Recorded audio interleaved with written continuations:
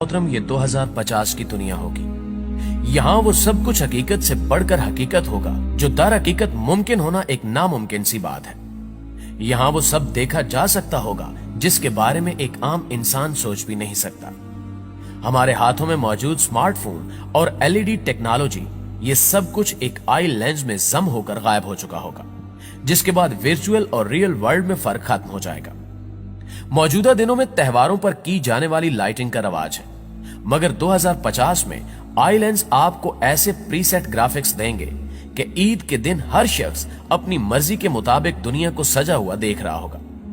हमारी ईदों में हमसे बिछड़ जाने वाले हमारे बहन भाई शामिल नहीं होते, लेकिन कमाल यह होगा कि 2050 की ईद कोई ऐसी वैसी ईद नहीं होगी। उस ईद में अल्लामा इकबाल, कायदे आजम और फातिमा जिन्ना समेत क़याम पाकिस्तान की पूरी लीडरशिप हमारे साथ मौजूद होगी।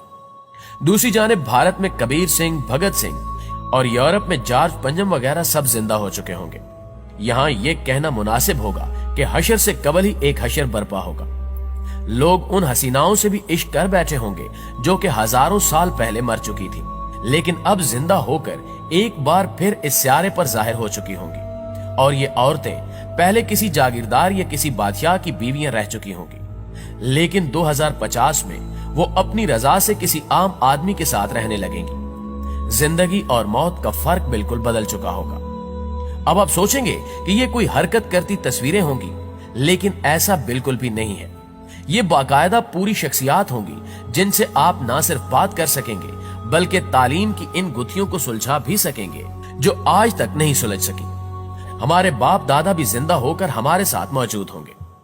नाज़रीन मोहतरम, ये सब सुनकर आप काफी हैरान हुए होंगे कि ये सब कैसे हो सकता है।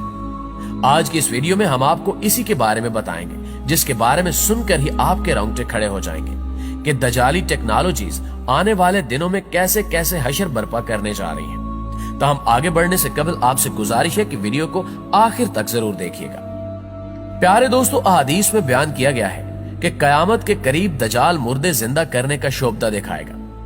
अगर उस दजाल की बात टेक्नोलॉजी पर मुनहसर है तो हम फिर इस मौजू पर बात करेंगे कि किस तरह एक मरे हुए इंसान को उसकी मेमोरी समेत दोबारा जिंदा किया जा सकता है। आर्टिफिशियल इंटेलिजेंस 21वीं सदी की वो इनकिलाबी इजाद है जो आने वाले सालों में कई अहम मिशंस में इस्तेमाल होगी। वो चाहे हजारों साल पुराने स्क्रिप्ट पढ़ने का मिशन हो या कब्रों में दफन हड्डियों से डाटा निकालने की तैयारी, आर्टिफिशियल इंटेलिजेंस हमारी इस काम में भी खूब मदद करेगी। हम नहीं जानते कि डॉक्टर अल्लामा इकबाल किस तरह मुस्कुराते थे या भगत सिंह की मुस्कुराहट